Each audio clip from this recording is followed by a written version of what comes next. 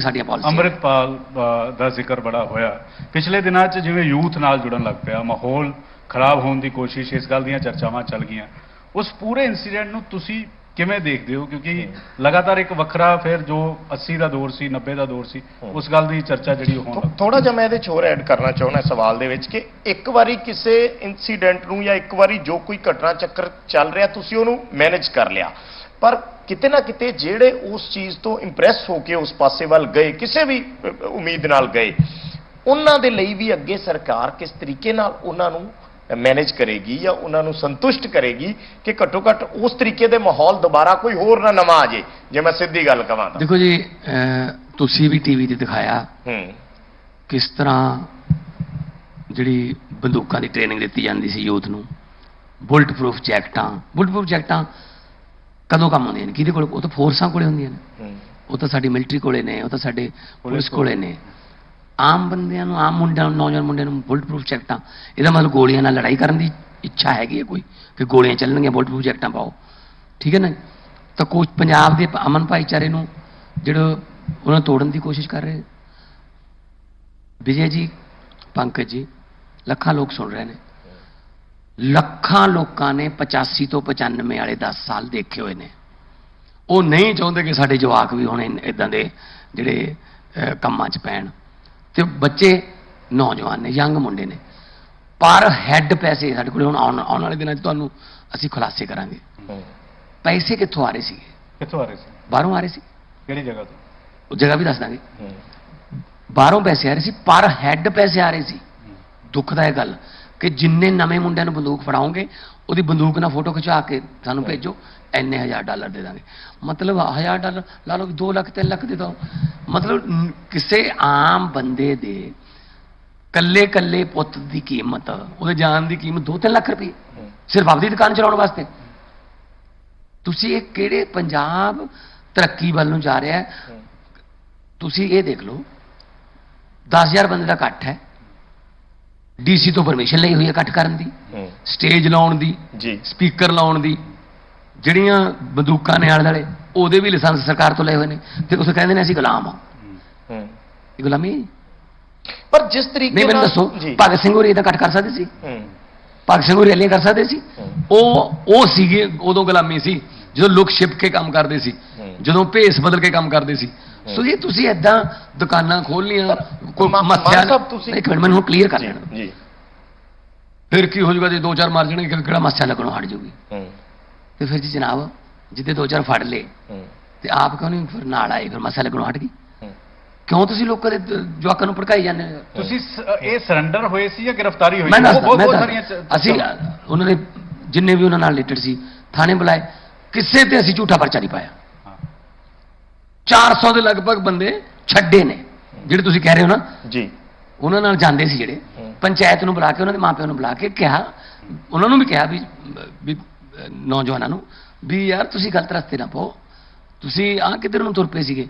ਉਹ ਸਾਨੂੰ ਤਾਂ ਪਤਾ ਨਹੀਂ ਲੱਗਿਆ ਕੀ ਹੋ ਗਿਆ, ਸਾਨੂੰ ਤਾਂ ਐਂ ਲੈ ਗਏ ਜੀ ਨਾਲ, ਉਹਨਾਂ ਨੂੰ ਅਸੀਂ ਛੱਡਤਾ। ਫਿਰ ਤੁਸੀਂ ਕਹਿੰਦੇ ਹੋ, ਜਦੋਂ ਸਾਨੂੰ ਇਨਪੁਟ ਆਈ ਪੁਲਿਸ ਨੂੰ ਕਿ ਅੱਜ ਇਹ ਉੱਥੇ ਆ ਸਕਦੇ ਰੋਡੇ ਪਿੰਡ, ਮੈਂ ਪੁਲਿਸ ਨੂੰ ਕਿਹਾ ਵੀ ਜੇ ਤੁਸੀਂ ਪਹਿਲਾਂ ਹੀ ਚਲੇ ਜਾਓਗੇ, ਤੁਸੀਂ ਪਹਿਲਾਂ ਹੀ ਰੋਡੇ ਪਿੰਡ ਨੂੰ ਪੁਲਿਸ ਦੀਆਂ ਗੱਡੀਆਂ ਨਾਲ ਭਰਤਾ, ਉਹ ਨਹੀਂ ਆਉਣਾ, ਤੁਸੀਂ ਨਾ ਜਾਓ, ਸਿਵਲ 'ਚ ਰਹਿ ਲਓ, ਸਿਵਲ 'ਚ ਹੀ ਰਹੋ, ਨਾਲੇ ਪਿੰਡ ਵਾਲਿਆਂ ਨੂੰ ਐਵੇਂ ਭੈ ਭੀਤ ਨਹੀਂ ਕਰਨਾ। 3:30 ਵਜੇ, 3:45 ਵਜੇ ਪਤਾ ਲੱਗਿਆ ਜੀ ਆ ਗਏ ਹੋ ਗੁਰਦੁਆਰਾ ਸਾਹਿਬ 'ਚ ਬੈਠੇ। ਮੈਂ ਪੁਲਿਸ ਨੂੰ ਕਿਹਾ ਗੁਰਦੁਆਰਾ ਸਾਹਿਬ 'ਚ ਨਹੀਂ ਜਾਣਾ, ਗੁਰਦੁਆਰਾ ਸਾਹਿਬ ਦੀ ਮਾਨ ਮਰਿਆਦਾ। ਤੁਹਾਡੇ ਨਾਲ ਗੱਲ ਹੋ ਰਹੀ ਸੀ ਪੁਲਿਸ ਦੀ ਉਸ ਵੇਲੇ? ਪੂਰੀ ਰਾਤ ਹੋਈ ਹੈ ਜੀ। ਜਦੋਂ ਆਏ ਮੈਨੂੰ ਉਹਨਾਂ ਦੱਸਿਆ ਵੀ ਉਹ ਅੰਦਰ ਪਹੁੰਚ ਗਏ। ਮੈਂ ਕਿਹਾ ਤੁਸੀਂ ਗੁਰਦੁਆਰਾ ਸਾਹਿਬ ਦੇ ਬਾਹਰ ਰਹਿਣਾ, ਅੰਦਰ ਨਹੀਂ ਜਾਣਾ, ਗੋਲੀ ਨਹੀਂ ਚਲਾਉਣੀ ਕੋਈ। ਇਸ ਤੋਂ ਪਹਿਲਾਂ ਅਜਨਾਲੇ ਵੀ ਇਹੀ ਹੋਇਆ ਸੀ। ਜਦੋਂ ਮੈਨੂੰ ਪਤਾ ਲੱਗਿਆ ਪਾਲਕੀ ਸਾਹਿਬ ਦੇ ਵਿੱਚ ਗੁਰੂ ਸਾਹਿਬ ਦੀ ਸਵਾਰੀ ਹੈ, ਮੈਂ ਕਿਹਾ ਵੀ ਪਾਲਕੀ ਸਾਹਿਬ ਤੇ ਛਿੱਟਾ ਨਹੀਂ ਵੱਜਣਾ ਚਾਹੀਦਾ। ਸਾਡੇ ਜ਼ਖਮੀ ਹੋ ਗਏ ਪੁਲਿਸ ਵਾਲੇ। मीडिया ने कहा पुलिस पर थाने पर कब्जा कर लिया, क्या कर रही है पंजाब पुलिस? जो पता लग गया उदों उसे पंजाब पुलिस की तारीफ कर रहे थे, यार हाँ घट्टो घट्ट यार उन्होंने बेअदबी नहीं होने दी। मैं क्या उन्होंने मैसेज भेज दो कि बाहर आ जाओ, हुण थां है नहीं कोई भज्जण। बाहर आए किलोमीटर के नेड़े तेड़े, उन्होंने उत्थों गड्डी 'च बिठा लिया। हुण इहनूं तुसीं सरैंडर कह लो, इहनूं गिरफ्तारी कह लो, क्योंकि जो उन्हां वल्लों वीडियो जारी हुई नहीं, इहदे कोई फर्क पै जांदा जे सरैंडर ते गिरफ्तारी 'च। Force to surrender is also arrest. ਕਿਸੇ ਨੂੰ ਸਰੈਂਡਰ ਕਰਨ ਲਈ ਫੋਰਸ ਕਰਨਾ ਉਹ ਵੀ ਗ੍ਰਿਫਤਾਰੀ ਹੁੰਦੀ ਪਰ ਹੈ। ਇਸ- ਪਰ ਇਹ ਹੈ ਪੰਜਾਬ ਦੇ ਵਿੱਚ ਲੋਕ ਇਸ ਗੱਲੋਂ ਖੁਸ਼ੀ ਨੇ, ਮੈਨੂੰ ਪੂਰੀ ਦੁਨੀਆ 'ਚੋਂ ਫੋਨ ਆਏ ਨੇ, ਲੋਕਾਂ ਦੇ, ਪੰਜਾਬ ਦੇ ਲੋਕਾਂ ਦੇ ਫੋਨ ਆਏ ਨੇ ਕਿ ਧੰਨਵਾਦ ਜੀ, ਨਾ ਕੋਈ ਗੋਲੀ ਚੱਲੀ ਹੈ, ਨਾ ਕੋਈ ਪੱਥਰ ਚੱਲਿਆ, ਨਾ ਕਰਫਿਊ ਲਾਇਆ ਹੈ, ਨਾ ਕੋਈ ਰੋੜਾ ਚੱਲਿਆ, ਨਾ ਖੂਨ ਦਾ ਤੋਕਾ ਪਿਆ, ਠੀਕ ਹੋ ਗਿਆ ਜੀ, ਨਹੀਂ ਤਾਂ ਅੱਜ ਤਾਂ ਡਰ ਗਏ ਸੀ। ਪਰ ਮਾਨ ਸਾਹਿਬ ਇਸ ਪੂਰੇ ਐਪੀਸੋਡ ਨੂੰ ਲੈ ਕੇ ਇੱਕ ਵਰਗ ਐਸਾ ਵੀ ਹੈ, ਸੋਸ਼ਲ ਮੀਡੀਆ ਤੇ ਹੈ ਜਾਂ ਕਿਤੇ ਵੀ ਹੈ, ਤੁਸੀਂ ਵੀ ਸੋਸ਼ਲ ਮੀਡੀਆ ਪੜ੍ਹਦੇ ਹੋਵੋਗੇ, ਜਿਹੜਾ ਤੁਹਾਡੇ ਤੇ ਐਂਟੀ ਸਿੱਖ ਹੋਣ ਦੇ ਇਲਜ਼ਾਮ ਲਾਉਂਦਾ ਹੈ ਇਸ ਐਪੀਸੋਡ ਨੂੰ ਲੈ ਕੇ। ਸਰ ਇਹਦੇ 'ਚ ਤੁਸੀਂ ਤੁਸੀਂ ਉਹਨੂੰ- ਪਤਾ ਕੀ ਹੈ, ਇਹ 'ਚ ਐਂਟੀ ਸਿੱਖ ਕੀ ਹੋ ਗਿਆ ਜੀ? ਮਤਲਬ ਅਸੀਂ ਤਾਂ ਦੋ ਨਹੀਂ, ਟਾਈਮ ਤੁਸੀਂ ਕੀ ਅਰਦਾਸ ਸਮਝਦੇ ਕਰਨ ਹੋ? ਵਾਲੇ ਬੰਦੇ ਆ ਜੀ। ਹੂੰ ਐਂਟੀ ਸਿੱਖ ਕੀ ਮੈਂ ਕਰਤਾ ਜੀ? ਹੂੰ। ਹੁਣ ਤੱਕ ਜਿਹੜਾ ਇਹਨਾਂ ਨੇ ਪੰਥ ਦੇ ਜਿਹੜੇ ਕਹਾਉਂਦੇ ਸੀ ਆਪਣੇ ਆਪ ਨੂੰ ਪੰਥ ਦੇ ਵਾਰਸ, ਹੂੰ ਉਹਨਾਂ ਨੇ ਕੀ ਕੀਤਾ ਸੀਗਾ ਜੀ? ਮੈਂ 1 ਸਾਲ ਦੇ ਵਿੱਚ ਆਏ ਜਿੰਨੀਆਂ ਗੱਡੀਆਂ ਪਾਲਕੀ ਸਾਹਿਬ ਵਾਲੀਆਂ, ਜਦ ਕਿਸੇ ਹੋਰ ਧਰਮ ਦੀ ਹੋਲੀ ਬੁੱਕ, ਬਾਈਬਲ, ਚਾਹੇ ਕੁਰਾਨ ਸ਼ਰੀਫ, ਚਾਹੇ ਭਗਵਦ ਗੀਤਾ, ਉਹਨੂੰ ਗੱਡੀਆਂ ਜਿਹੜੀਆਂ ਲੈ ਕੇ ਜਾਂਦੀਆਂ ਨੇ, ਵਾਹਨ ਜਿਹੜੇ, ਉਹਨਾਂ ਸਾਰਿਆਂ ਦੇ ਮੈਂ ਟੈਕਸ ਮਾਫ ਕਰਤਾ ਜੀ ਆਉਣ ਸਾਰ। ਇਹਨਾਂ ਤੋਂ ਹਜੇ ਤੱਕ ਨਹੀਂ ਹੋਇਆ ਸੀਗਾ ਜੀ। ਆਨੰਦ ਮੈਰਿਜ ਐਕਟ ਅਸੀਂ ਲੈ ਕੇ ਆ ਰਹੇ ਹਾਂ, ਉਹ 'ਚ ਅਮੈਂਡਮੈਂਟ ਕਰਕੇ ਅਸੀਂ ਲਾਗੂ ਕਰਾਂਗੇ ਜੀ। ਇਹਨਾਂ ਤੋਂ 40 ਸਾਲ ਨਹੀਂ ਹੋਇਆ ਜੀ, ਠੀਕ ਹੈ ਜੀ। ਗੁਰਦੁਆਰਾ ਸਾਹਿਬ ਫਤਿਹਗੜ੍ਹ ਸਾਹਿਬ ਦੀ 18 ਸੜਕਾਂ ਜਾਂਦੀਆਂ ਨੇ, ਜੋ ਸਭਾ ਹੁੰਦੀ ਹੈ ਉੱਥੇ ਤਾਂ ਟਰਾਲੀਆਂ ਦਾ ਜਾਮ ਲੱਗਦਾ, 18 ਦੀਆਂ 18 ਫੁੱਟੀਆਂ ਕਰ ਦੇਣੀਆਂ ਨੇ ਜੀ, ਬਹੁਤ ਸਾਰੀਆਂ ਕਰਤੀਆਂ। ਤਲਵੰਡੀ ਸਾਬੋ 8 ਕਰੋੜ ਰੁਪਏ ਦਾ ਸੀਵਰੇਜ ਪੈਂਦਾ ਸੀ, ਕਿਉਂਕਿ ਦਮਦਮਾ ਸਾਹਿਬ ਦੇ ਓਵਰਫਲੋ ਹੋ ਕੇ ਸੀਵਰੇਜ ਗੁਰਦੁਆਰਾ ਸਾਹਿਬ ਚਲਾ ਜਾਂਦਾ ਸੀ, ਕਦੇ ਕਿਸੇ ਨੇ ਨਹੀਂ ਧਿਆਨ ਦਿੱਤਾ ਸੀ, ਅਸੀਂ ਉਹ ਵੀ ਠੀਕ ਕਰਤਾ ਜੀ। ਹੁਣ ਤੁਸੀਂ ਜਿੱਥੇ ਵੀ ਮੈਂ ਜ਼ਿਆਦਾ ਕਿ ਚਾਹੇ ਕਰਨਾਟਕਾ ਜਾਵਾਂ, ਮੈਂ ਬੋਲੇ ਸੋਨਿਆਲ ਤੋਂ ਸ਼ੁਰੂ ਕਰਦਾ ਜੀ, ਵਾਹਿਗੁਰੂ ਜੀ ਦਾ ਖਾਲਸਾ ਤੇ ਖਤਮ ਕਰਦੇ ਹਾਂ ਜੀ। ਤੇ ਕਾਹਦੇ ਵਾਸਤੇ ਐਂਟੀ ਸਿੱਖ ਜੀ? ਕਿ ਮਤਲਬ ਜੇ ਇਹਨਾਂ ਨੇ ਜਿਹੜਾ ਨੁਕਸਾਨ ਪਹੁੰਚਾਇਆ ਨਾ, ਜਿੰਨਾ ਨੁਕਸਾਨ ਇਹਨਾਂ ਨੇ ਆਪਦੇ ਆਪ ਨੂੰ ਸਿੱਖਾਂ ਦੇ ਵਾਰਸ ਕਹਿ ਕੇ ਪਹੁੰਚਾਇਆ, ਉਹਨਾਂ ਅਬਦਾਲੀ ਨੇ ਨੁਕਸਾਨ ਨਹੀਂ ਕੀਤਾ ਜਿੰਨਾ ਇਹਨਾਂ ਨੇ ਕੀਤਾ। ਮੇਰਾ ਸਵਾਲ ਪੁੱਛਣ ਦਾ ਮਤਲਬ ਇਹ ਵੀ ਹੈ ਕਿ ਜਦੋਂ ਤੁਸੀਂ ਮੁੱਖ ਮੰਤਰੀ ਹੁੰਦੇ ਹੋ ਤਾਂ ਤੁਹਾਡੀਆਂ ਸਟੇਟਮੈਂਟਸ ਨੂੰ ਬੜੀ ਗੰਭੀਰਤਾ ਨਾਲ ਲਿਆ ਜਾਂਦਾ ਹੈ। ਪਿਛਲੇ ਦਿਨਾਂ ਦੇ ਵਿੱਚ ਐਸਜੀਪੀਸੀ ਪ੍ਰਧਾਨ ਬਾਰੇ ਤੁਹਾਡੀਆਂ ਸਟੇਟਮੈਂਟਸ ਹੋਣ ਜਾਂ ਜਥੇਦਾਰ ਅਕਾਲ ਤਖਤ ਸਾਹਿਬ ਬਾਰੇ ਸਟੇਟਮੈਂਟਸ ਹੋਣ, ਉਹਨਾਂ ਨੂੰ ਵੀ ਇੱਕ ਵਰਗ ਵੱਲੋਂ ਇਸ ਦੇ ਨਾਲ ਜੋੜਿਆ ਗਿਆ। ਦੇਖੋ, ਐਸਜੀਪੀਸੀ ਦੇ ਪ੍ਰਧਾਨ ਦਾ ਕੰਮ ਹੈ ਸ਼੍ਰੋਮਣੀ ਗੁਰਦੁਆਰਾ ਪ੍ਰਬੰਧਕ ਕਮੇਟੀ ਜੀ, ਗੁਰਦੁਆਰਾ ਸਾਹਿਬ ਦੇ ਪ੍ਰਬੰਧ ਕਰਨੇ, ਨਾ ਕਿ ਤੱਕੜੀ ਵਾਸਤੇ ਵੋਟਾਂ ਮੰਗਣੀਆਂ। ਜਾਂ ਤਾਂ ਫਿਰ ਉਹ ਆਪਣੇ ਆਪ ਨਾਲ ਲਿਖਾ ਲੇ ਕਿ ਐਸਜੀਪੀਸੀ ਪ੍ਰਧਾਨ, ਬ੍ਰੈਕਟ 'ਚ ਲਿਖੋ ਸਟਾਰ ਪ੍ਰਚਾਰਕ ਅਕਾਲੀ ਦਲ। ਕੀ ਸਾਰੇ ਸਿੱਖ ਜਿਹੜੇ ਨੇ ਉਹ ਅਕਾਲੀ ਦਲ 'ਚ ਨੇ? ਕਾਂਗਰਸ 'ਚ ਵੀ ਬਹੁਤ ਸਾਰੇ ਸਿੱਖ ਨੇ, ਆਮ ਆਦਮੀ ਪਾਰਟੀ 'ਚ ਬਹੁਤ ਸਾਰੇ ਸਿੱਖ ਨੇ, ਬੀਜੇਪੀ 'ਚ ਬਹੁਤ ਸਾਰੇ ਸਿੱਖ ਨੇ। ਕਹਿੰਦੇ ਮੈਂ ਪਾਰਟੀ ਦਾ ਮੈਂਬਰ ਵੀ ਹਾਂ। ਹੈ ਜੀ, ਪਾਰਟੀ ਦਾ ਮੈਂਬਰ ਵੀ ਹਾਂ। ਤੇ ਫਿਰ ਉਧਰ ਮੈਂਬਰ ਬਣ ਕੇ ਆਓ ਨਾ, ਤੁਸੀਂ ਮੈਂਬਰ ਬਣ ਕੇ ਆਓ ਨਾ, ਐਸਜੀਪੀਸੀ ਦੇ ਪ੍ਰਧਾਨ ਦੀ ਗੱਡੀ 'ਚ ਕਿਉਂ ਆਉਂਦੇ ਹੋ? ਤੇ ਨਾਲ ਗਨਮੈਨ ਲਏ ਹੋਏ ਨੇ, ਉਹ ਜਿਹੜੇ ਨੇ ਉਹ ਮੈਂਬਰ ਦੇ ਤੌਰ ਤੇ ਥੋੜੀ ਮਿਲੇ ਨੇ।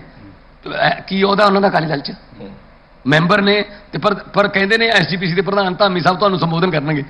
ਐਂ ਕਿਉਂ ਨਹੀਂ ਕਹਿੰਦੇ? ਹੁਣ ਇੱਕ ਹਰਜਿੰਦਰ ਸਿੰਘ ਧਾਮੀ ਨਾਂ ਦੇ ਕਾਰਕੁਨ ਨੇ, ਵਲੰਟੀਅਰ ਨੇ, ਉਹ ਸਭ ਸੰਬੋਧਨ ਕਰਨਗੇ।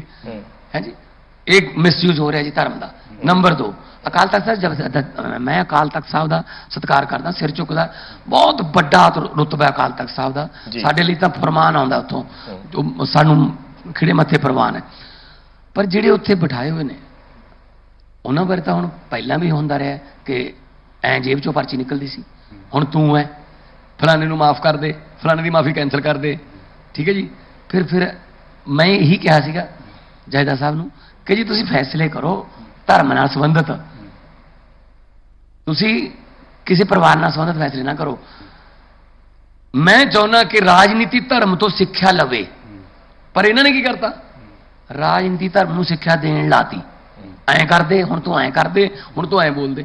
ਮੈਨੂੰ ਇਹ ਦੱਸੋ, ਅੱਜ ਮੈਂ ਸਵਾਲ ਖੜਾ ਕਰਦਾ, ਅੱਜ ਮੈਂ ਨਿਊਜ਼ 18 ਰਾਹੀਂ ਜੀ, ਜਦੋਂ ਅਜਨਾਲੇ ਵਾਲੀ ਘਟਨਾ ਹੋਈ, ਚਾਰੇ ਪਾਸੇ ਉਹਦੀ ਨਿੰਦਿਆ ਹੋਈ ਕਿ ਗੁਰੂ ਗ੍ਰੰਥ ਸਾਹਿਬ ਦੀ ਆੜ ਲੈ ਕੇ ਤੁਸੀਂ ਕਿਉਂ ਲੈ ਕੇ ਗਏ ਥਾਣੇ 'ਚ? ਉੱਥੇ ਅਸੀਂ ਆਪਣੇ ਗੁਰੂ ਸਾਹਿਬ ਦੀ ਸਵਾਰੀ ਨੂੰ ਜਦੋਂ ਘਰੇ ਲੈ ਕੇ ਜਾਂਦੇ ਹਾਂ ਤਾਂ ਪਰਫਿਊਮ ਛਿੜਕਦੇ ਆ ਰਸਤੇ 'ਚ, ਉੱਥੇ ਧੂੜਾਂ ਦੇ ਵਿੱਚ ਲਈ ਫਿਰਦੇ ਸੀ ਉਹ।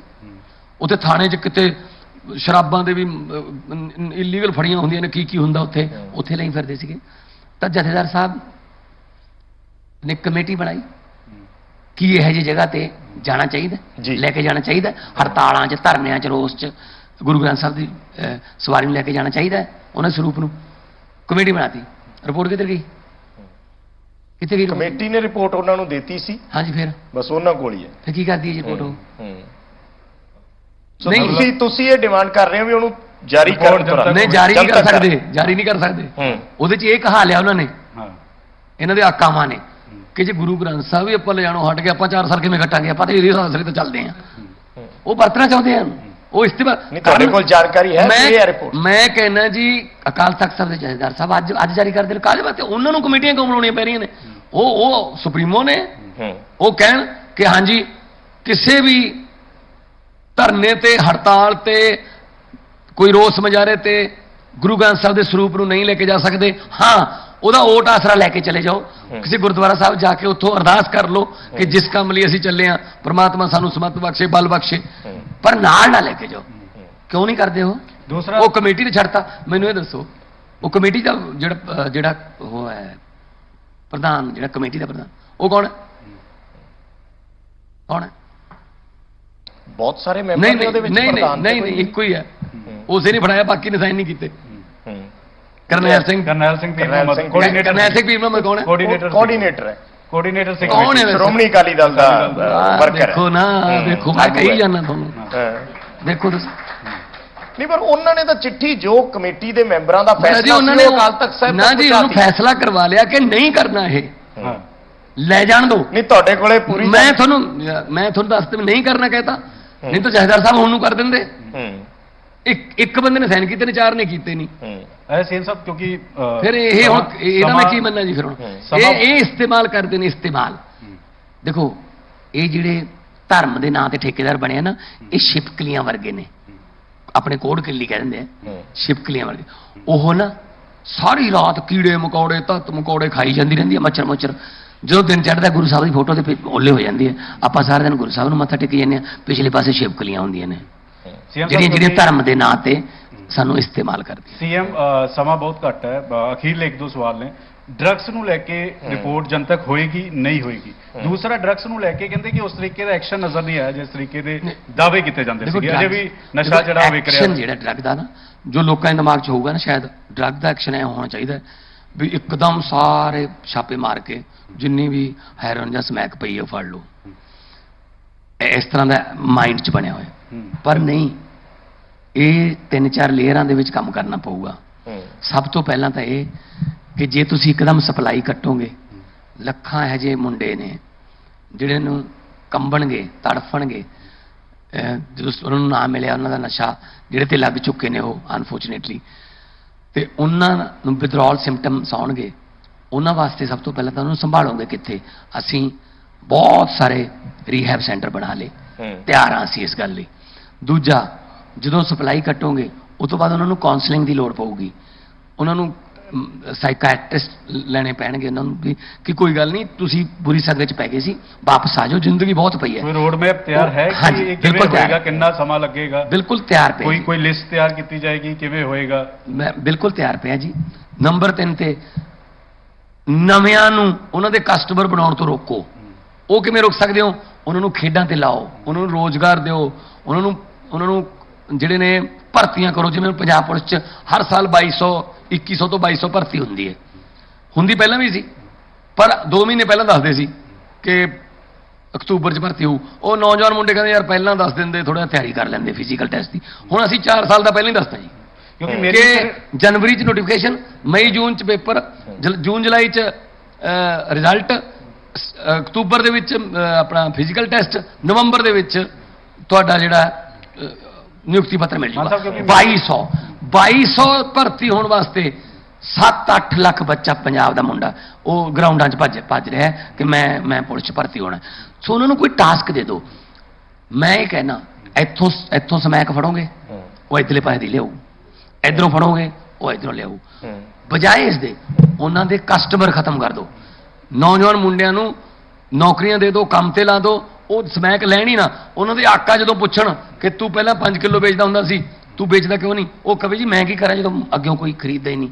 ਮਾਨ ਸਾਹਿਬ, ਰਾਜਸਥਾਨ ਦੀ ਸਰਹੱਦ ਵੀ ਲੱਗਦੀ ਹੈ 2.5 ਗੁਣਾ ਵੱਡੀ ਆਪਣੇ ਨਾਲੋਂ ਪਾਕਿਸਤਾਨ ਨਾਲ।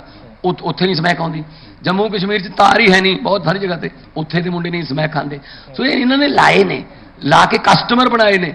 ਕਸਟਮਰ ਬਣਾ ਕੇ ਹੁਣ ਅਸੀਂ ਇਹ ਚਾਹੁੰਦੇ ਹਾਂ ਕਿ ਅਸੀਂ ਉਹਨਾਂ ਨੂੰ ਵੀ ਵਾਪਸ ਲੈ ਕੇ ਆਈਏ ਤੇ ਸਕੂਲਾਂ ਤੇ ਕਾਲਜਾਂ ਦੇ ਵਿੱਚ ਇੰਨੀ ਚੌਕਸੀ ਰੱਖੀਏ ਕਿ ਕਿਸੇ ਦਾ ਬੱਚਾ ਕੋਈ ਜਿਹੜਾ ਉਹ ਇਸ ਗਲਤ ਰਾਹ ਤੇ ਨਾ।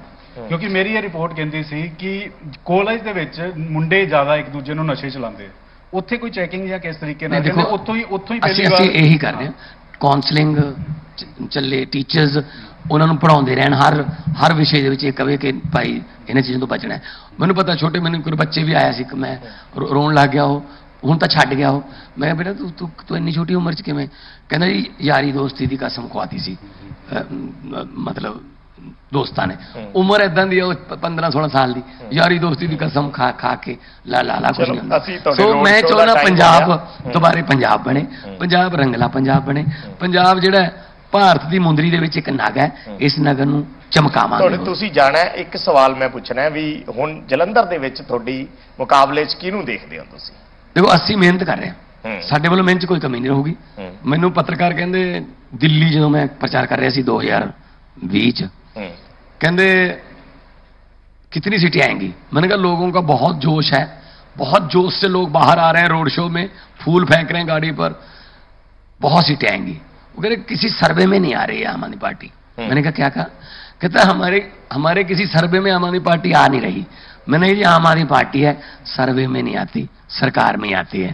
तो किसी ने 92 सीटें वाला सर्वे नहीं दसिया सी भी 92 आउणगियां, सरकार आ गई।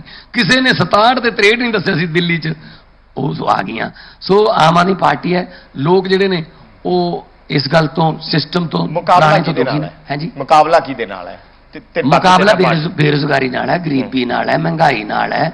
ਮੁਕਾਬਲਾ ਬਿਜਲੀ ਸਸਤੀ ਕਰਨੀ ਹੈ, ਪੜ੍ਹਾਈ, ਐਜੂਕੇਸ਼ਨ। ਕਾਂਗਰਸ ਬੀਜੇਪੀ ਅਕਾਲੀ ਨਾਲ ਹੈ ਨਹੀਂ, ਇਹ ਇਹਨਾਂ ਚੀਜ਼ਾਂ ਨਾਲ ਸੰਬੰਧ ਹੈਗਾ। ਬੇਰੁਜ਼ਗਾਰੀ, ਨਸ਼ੇ ਜਾਂ ਜਿਹੜੀ ਬਿਜਲੀ, ਇਹਨਾਂ ਦਾ ਸੰਬੰਧ ਹੈਗਾ। ਇਹ ਤਾਂ ਆਪਸ ਚ ਲੜ ਰਹੇ ਨੇ, ਅਸੀਂ ਲੋਕਾਂ ਲਈ ਲੜ ਰਹੇ ਹਾਂ, ਆ ਫਰਕ ਹੈ।